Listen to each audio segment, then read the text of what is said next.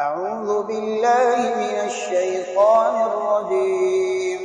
بسم الله الرحمن الرحيم. يا أيها الذين آمنوا إذا تداينتم بدين إلى أجل مسمى فاكتبوه،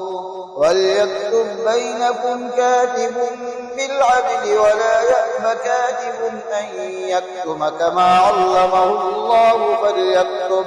وليملل الذي عليه الحق وليتق الله ربه ولا يبخس منه شيئا، فإن كان الذي عليه الحق سفيها أو ضعيفا أو لا يستطيع أن يمله فليملل وليه بالعدل، واستشهدوا شهيدين من رجالكم، فإن لم يكونا رجلين فرجل وامرأتان ممن ترضون من الشهداء أن تضل إحداهما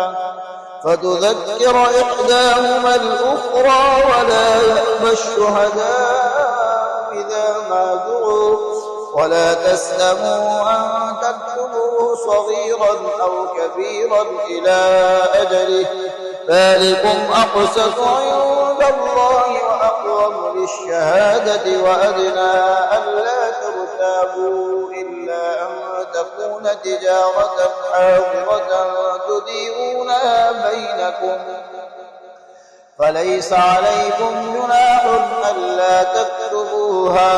وأشهدوا إذا تبايعتم ولا يضار كاتب ولا شهيد، وإن تفعلوا فإنه فسوق بكم، واتقوا الله ويعلمكم الله والله بكل شيء عليم. وإن كنتم على سفر ولم تجدوا كاتبا